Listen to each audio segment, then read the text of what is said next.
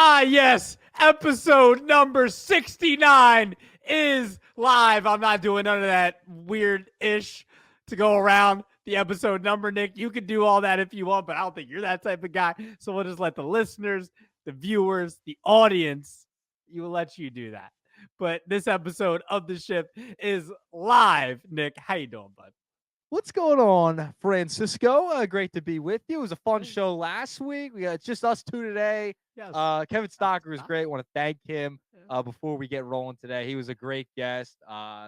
So much fun breaking down the postseason, the Phillies' problems, everything we broke down with him. So you want to go check out episode 68 too. We'll drop that in the comments. Yes. Two things there. Shout out to Stock for being on the show last week. Very, very kind of him to take out his time, especially where, we're all as Phillies fans. It was a baseball show, but as Phillies fans, definitely it's kind of settled down a little bit, but been dealing with a lot of emotions over the last week or so. My favorite part was when he because we did it on a Friday night. He's like, you two have nothing better to do than do this show on a Friday night. I'm going to a Halloween party tomorrow, though. I'm going to a Halloween party tomorrow. You are. So, I did hear. Going. Yeah, I know. You. What are you doing? Are you going out? You dressing up? What are you doing? No, I am working all weekend, so I don't think I'm going to one Halloween party this year. I usually don't, but there's a party tomorrow night. And, I usually do. This year, no, I don't think I'm going to one. What have you dressed up as in the past? Just curious.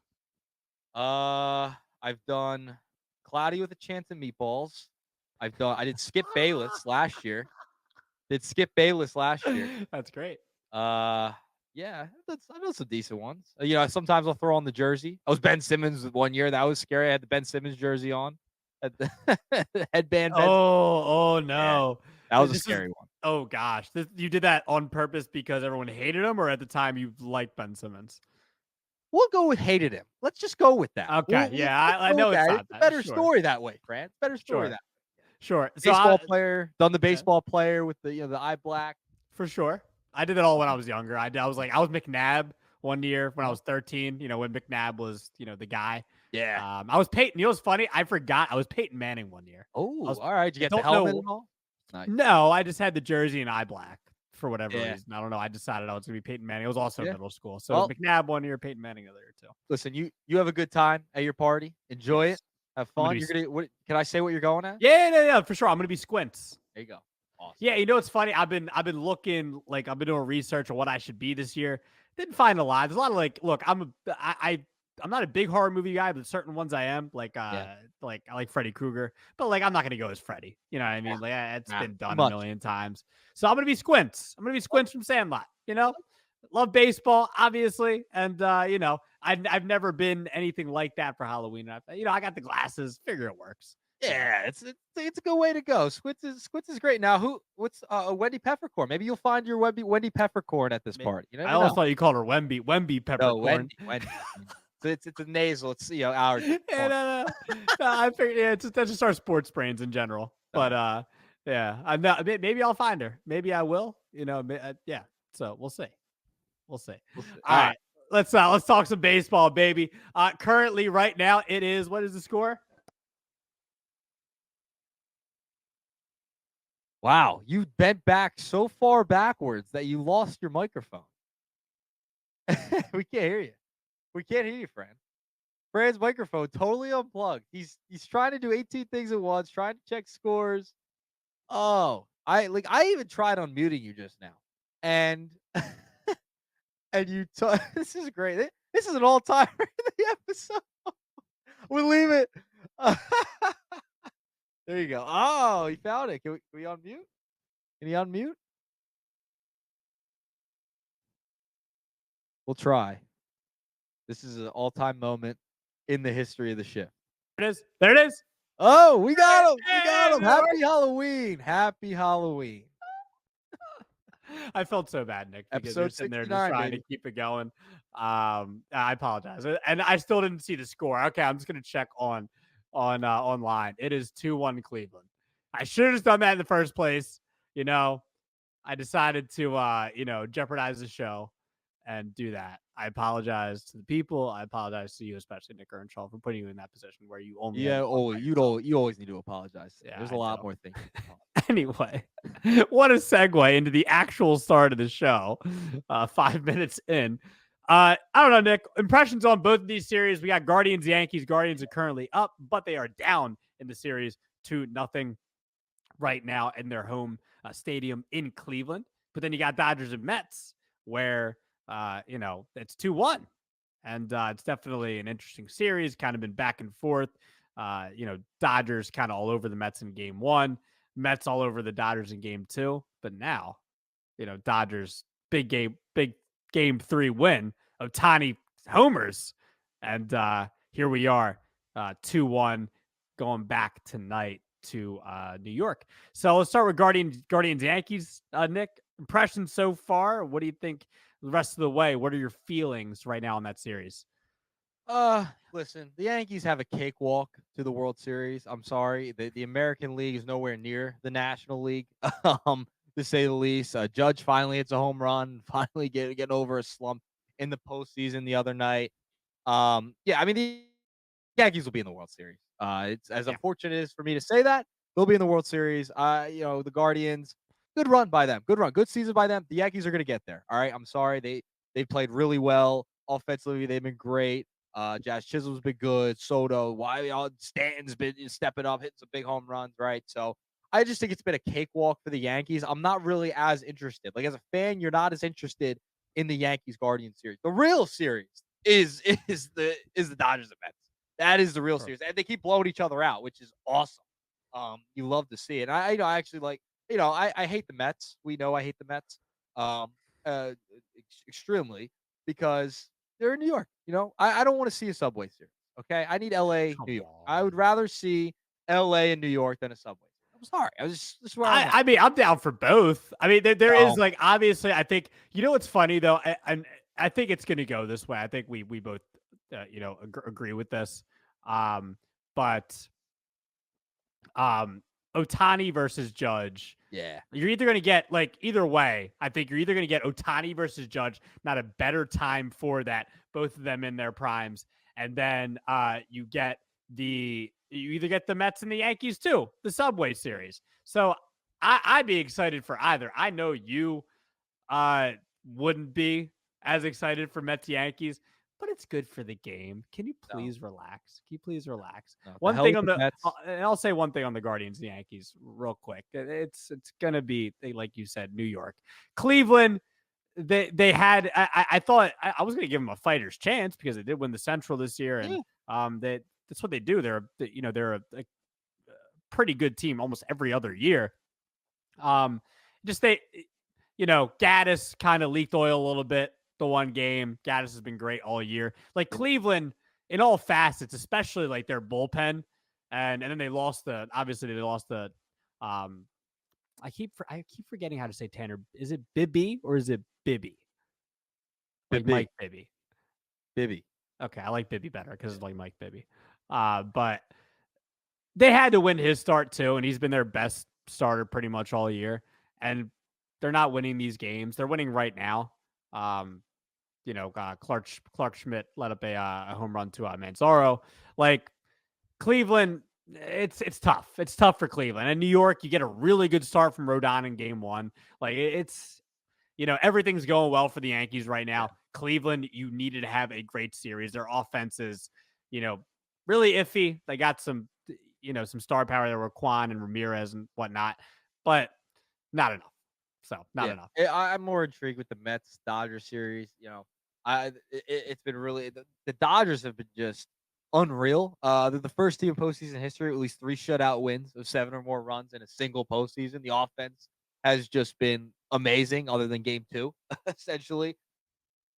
They've been ridiculous. I mean, Ohtani's been, here and there when runners are on. We'll get to that in a little bit. It's a little bit of a tease, as we call it in business. But no, I just think the Dodgers are playing really well. Walker Buehler, struck out 6, 18 swings and misses. The guy's been ridiculous. It's the most, the first 4 innings of a postseason game since 2008, Francisco. So that crazy stuff. That's according to MLB.com. And yeah, go ahead.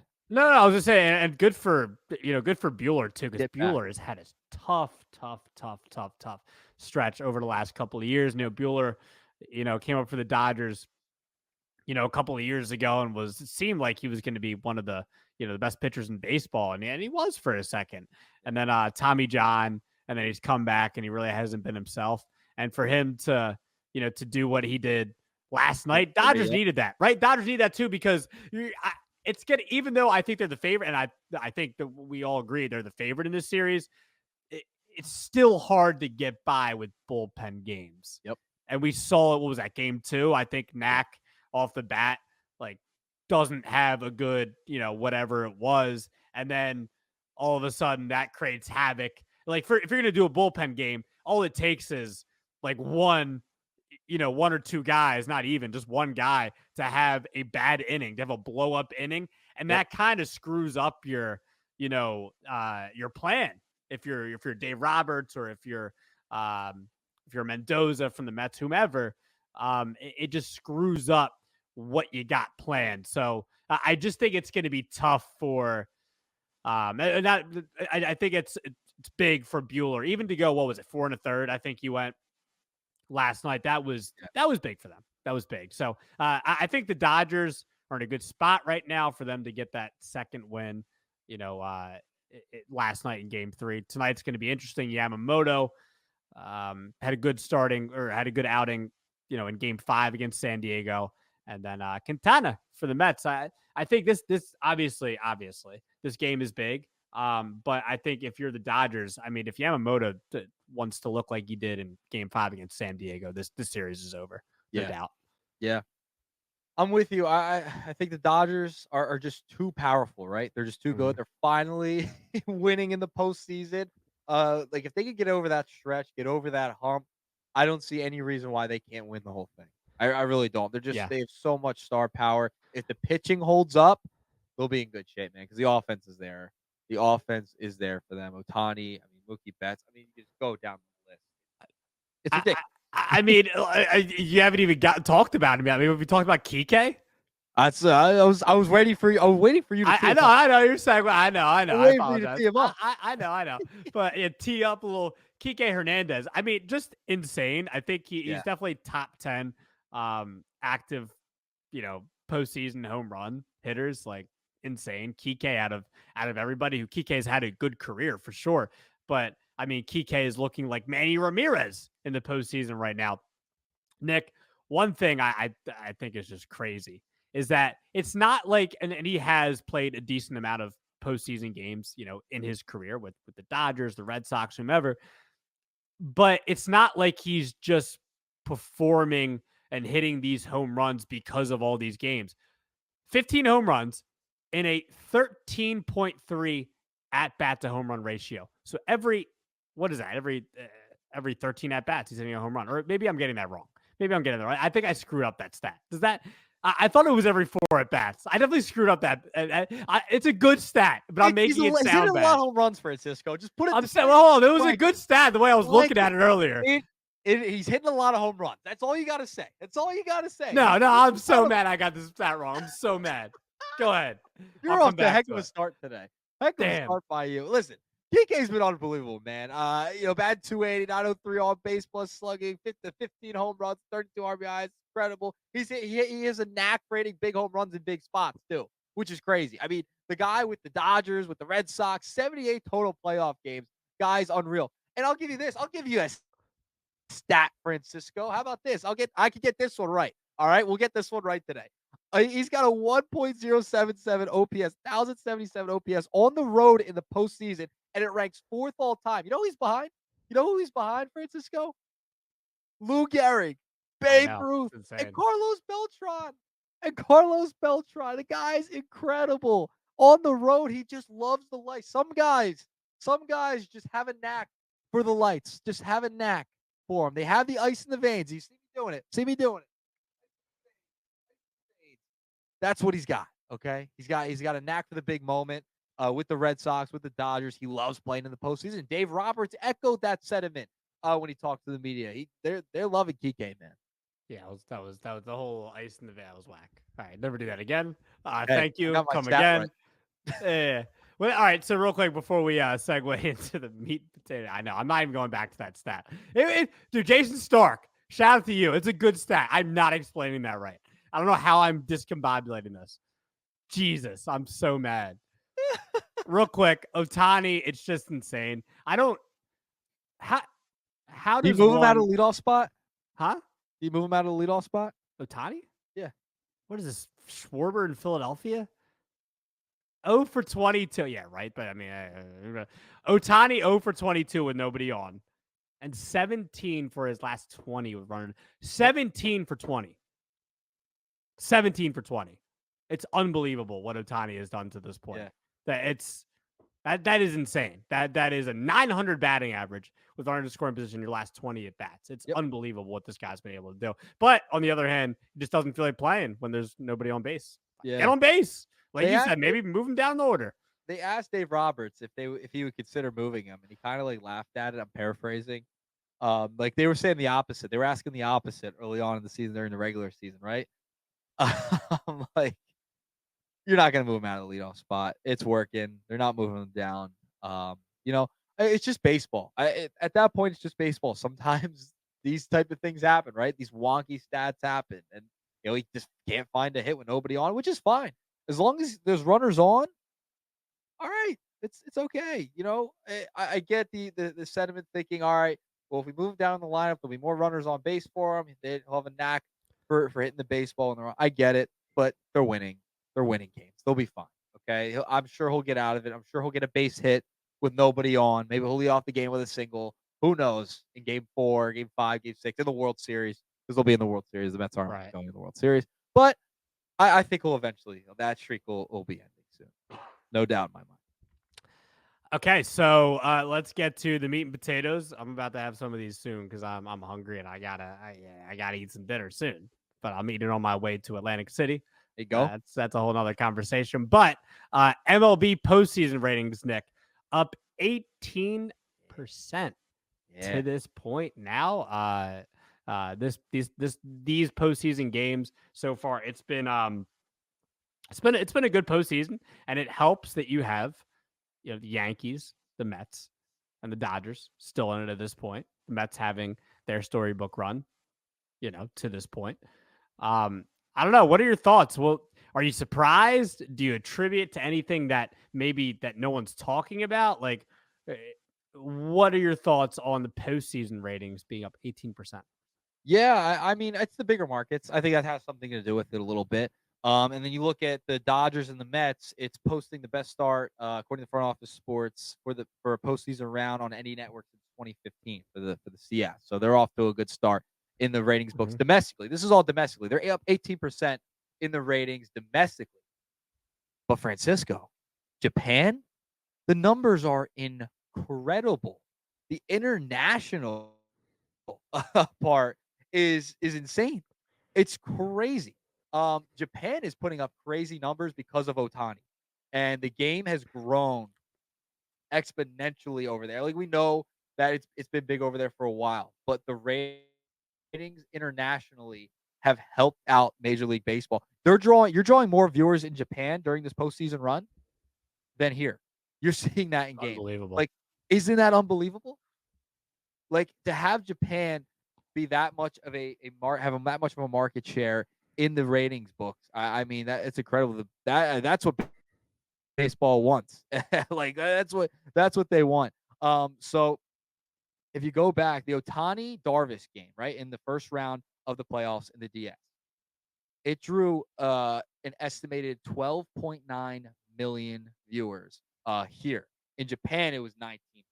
So in America, 19 million in Japan. Insane.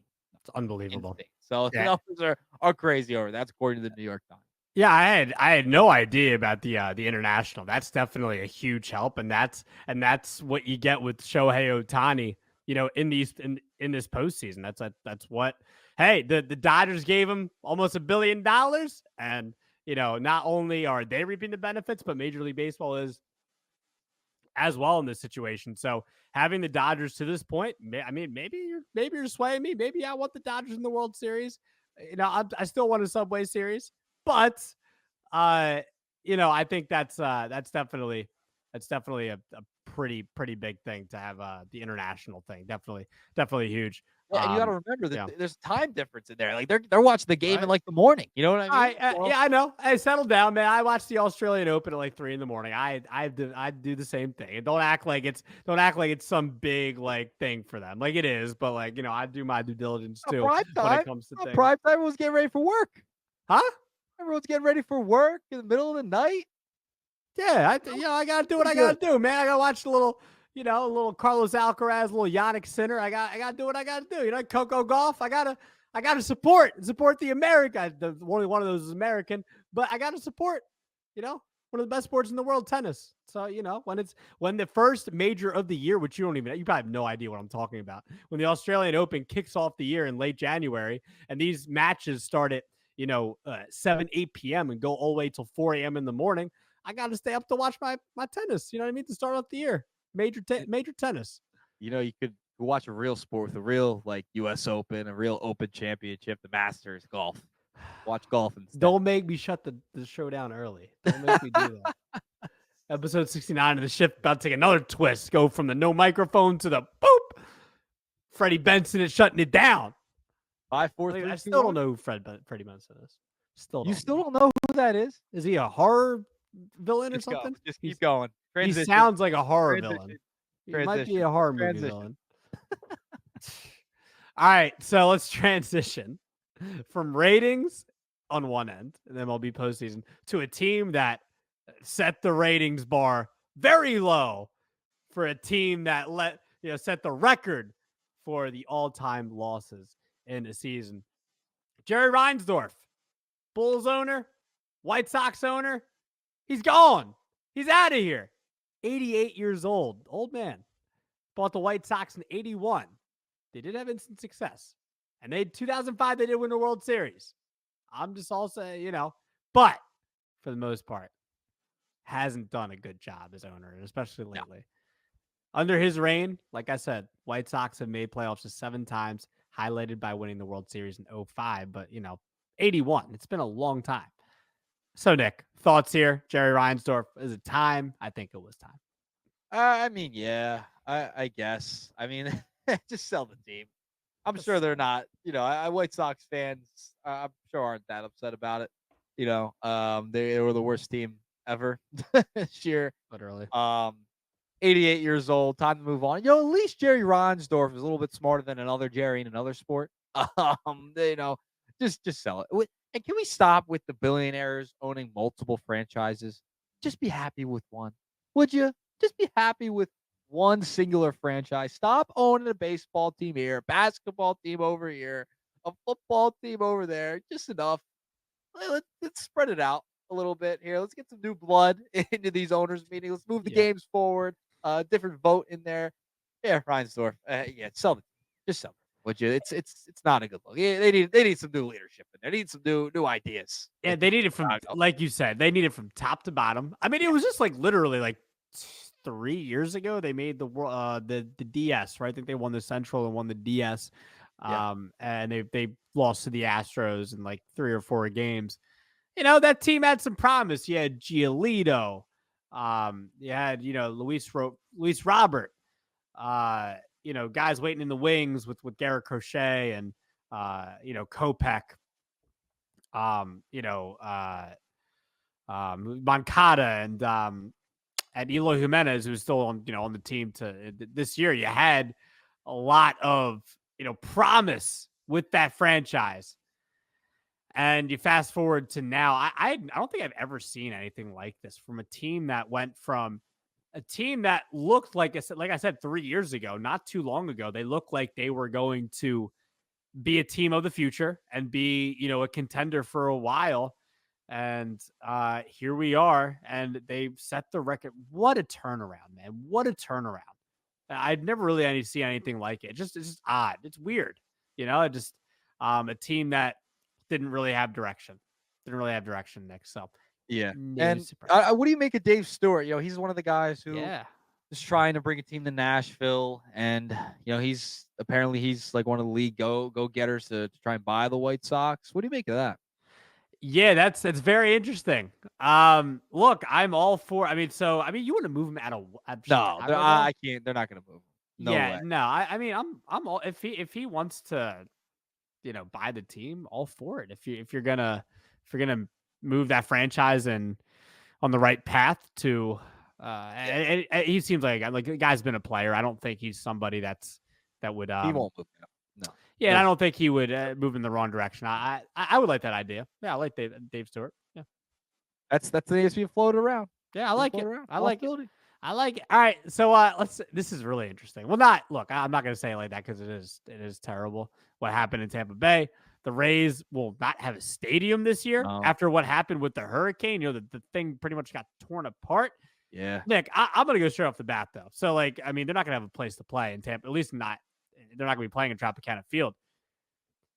But Nick, one of the ideas floated around, at least in this article I read, and I will attribute it in 1 second, which is the Tampa Bay Times or TampaBay.com, Tampa Bay Times. They floated around the idea of the old Expo Stadium, an Olympic Stadium in Montreal, to play there. Oh, I'm all for it, baby. Give us any bit of reason to get back to Montreal and bring back the What are you getting upset for? Bring back the Expos. Are you kidding me? Bring back the Expos. Get rid of, let's have 6 teams in the NL East. Get rid of the Nationals. No one cares about the Nationals. I love to see CJ Abrams in an Expos uniform, Mackenzie Gore in an Expos uniform. I bring them on, baby. I would love to see the Rays go to. Don't tell me you froze. I could see it. You froze. I know. No, I thought you froze. You didn't freeze. I'm frozen. Yeah, you're frozen in By this disbelief. Good on you for doing the whole, whatever. So Montreal, bring it back to Olympic Stadium. I'm sorry what's happened in Tampa Bay. It's horrible, but great opportunity to turn a negative into a positive.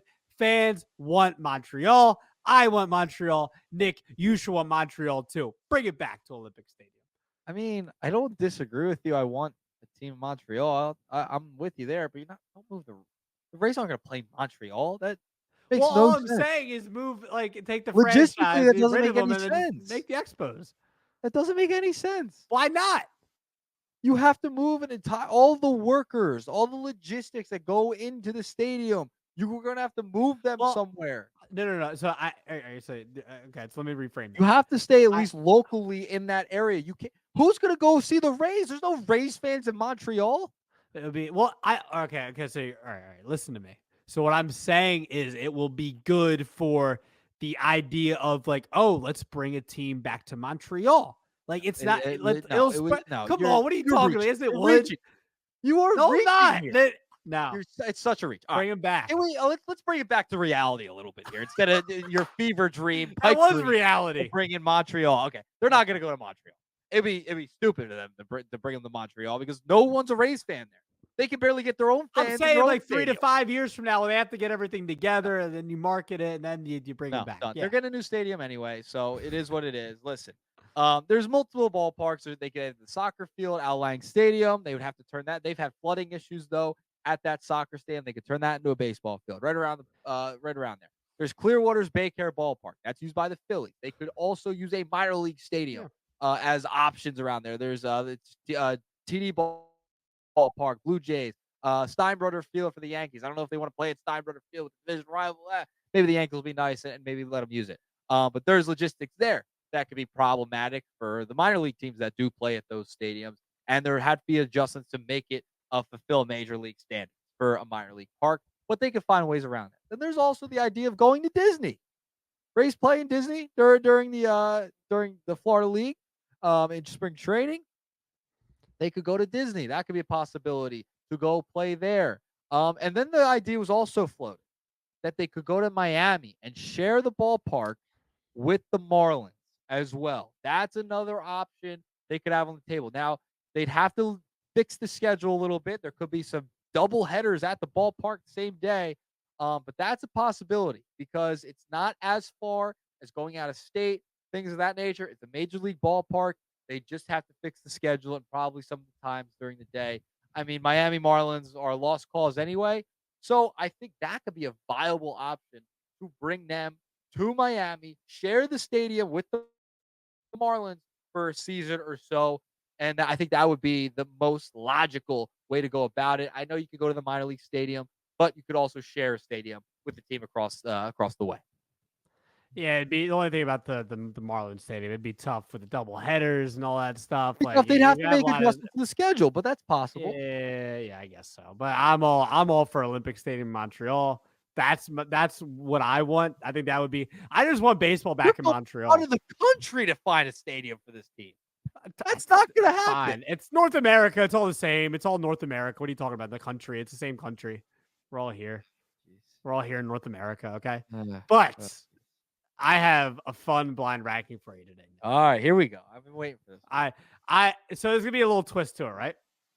Because you're not. I want you to guess the top. So I want you to guess the. There's not going to be any order that you play. Well, yeah, I do want you to order them, but I'm gonna give you the top five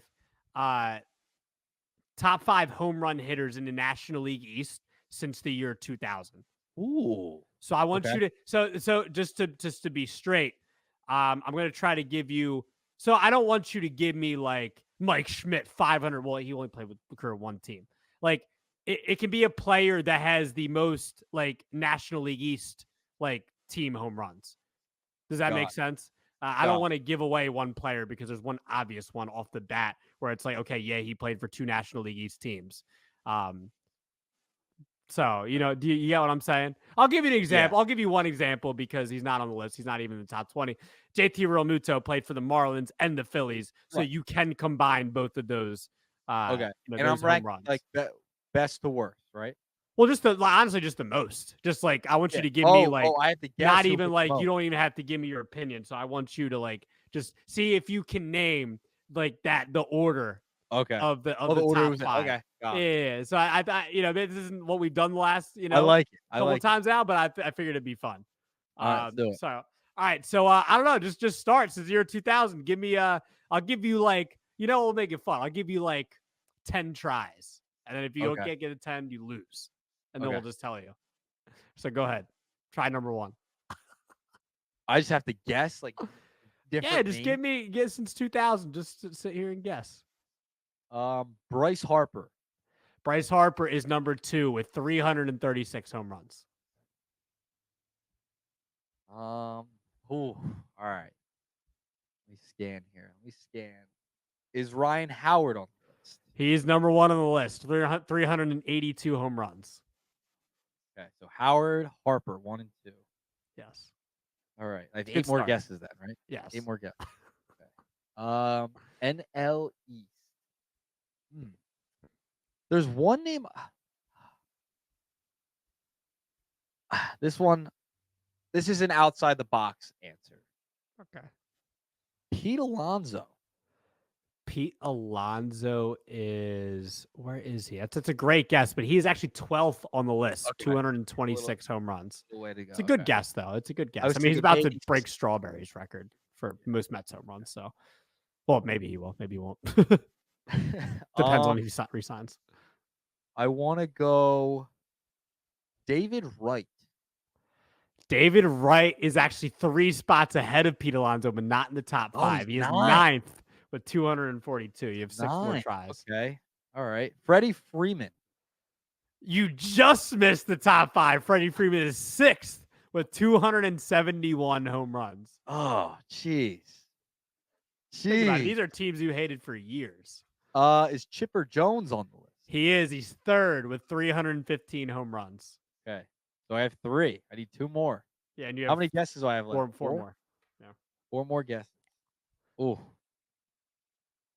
Another home run. I gotta think about this. I gotta think.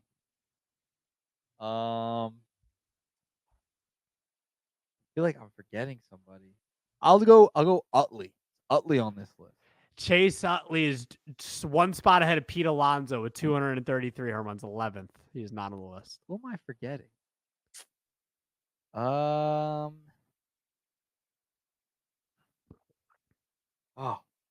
feel like I'm forgetting a big one. No. Since 2000, correct? Since 2000, that is correct. What am I forgetting? Ugh. I will go. A lot of choices, man. A lot of choices. You had Uh, some good guesses though so far. Those are good ones. They're just not there. I said Freeman, right? You did. I see what you did there. Freeman, right? He's what, 6, 7? Freeman is 6th, 271. Wow. Who's ahead of him? Who would be ahead? I think you're gonna be. I think you won't be surprised once you either guess them or find out who they are. But you're gonna be like, oh man, I wouldn't have thought of him. Let's go with Carlos Delgado. Not a bad guess. I don't even think he's in the top 25. I don't even think he is. No, he's not. I mean, Delgado had a lot of home runs. So, I mean, he played a lot of years with Toronto as well. Yeah. So I think a bulk of his home runs came in Toronto. Yeah. Oh, it's only with NL East teams, right? Yeah, so you got 2 more. So you can only go. You might lose, but these are big guesses. Oh man. Oh, we're running out of time here. I'm trying to think. If you need any hints, I can give you hints. It's fun. Yeah, give me a hint. All right, so this one player was actually, I would say, more known for who he was defensively, but he hit a lot of home runs. No more defensive. And then if you want a hint for the other guy, I will also give you a hint for the other guy. That's all I'm going to give you. Oof. Let's go with Ryan Zimmerman. Yes, he is 5th with 280. Really? But are you guessing that off the defense thing? Because he's not known for. No, he was a name I had in the back of my mind. I was gonna give you a hint on him next to be like, hey, this one guy played with another team. It wasn't based off the hint. It was just I'm just thinking a name. Right. Yeah, Zimmerman who had 284. He finished. He was 5th. Oh, who's 4th? All right. Good known defensive. And if you can't get it at last, I will give you one more hint. No, it's not his glove. It's not his glove. I'll go with Jimmy Rollins. I'll go with Jimmy Rollins. J-Roll is not, and J-Roll, I don't even think cracked it. Oh, he did. No, he's 14th. 14. All right, so you lost, but I can still give you one more hint just for. You want one other hint? I'll take it. All right, so he's on the Hall of Fame ballot right now. He's actually pretty close to get. Yeah, he's close. He could be close to getting in. He could be close to getting in. A Brave. He was a Brave. Oh, it was a Brave. No. I thought you said he was a Brave. I said yeah, he was a Brave. He was a Brave. Brave was 20th, but 20th. Yeah, he didn't play a ton in the NL East. That's why I didn't guess. He was a Brave. I was like, really? He did play outfield too, though. He did play outfield. Won a lot of Gold Gloves. Come on, man. Who am I forgetting? I want to say it, but like I'm just like say it. Andrew Jones, man. Oh, come on. Yeah. 288 home runs, 4th on the list. So we had Howard with 382, Bryce with 336, Chipper with 315, Andrew Jones 288, Ryan Zimmerman 284. And then once a person I was surprised you didn't guess, but he's 7th, was Giancarlo Stanton, who had 267 with the Marlins.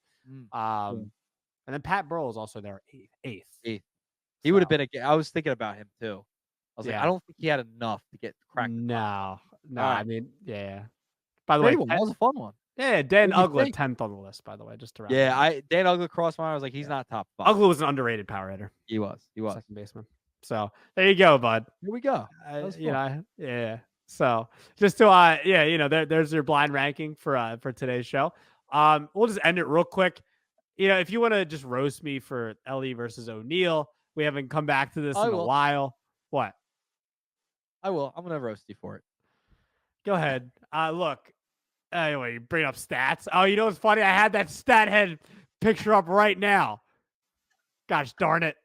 I don't even know why I care about that, but I also had it up. Screw you. I mean, look, I want to say this, preface with this. Oneil, he's still young. They're both young players. O'Neill's figuring it out. Not everyone can be Elly and get caught stealing like 40 times. Not everyone can be Elly. You know what I mean? And strike out 305 times in a season. So, shout out to Oneil.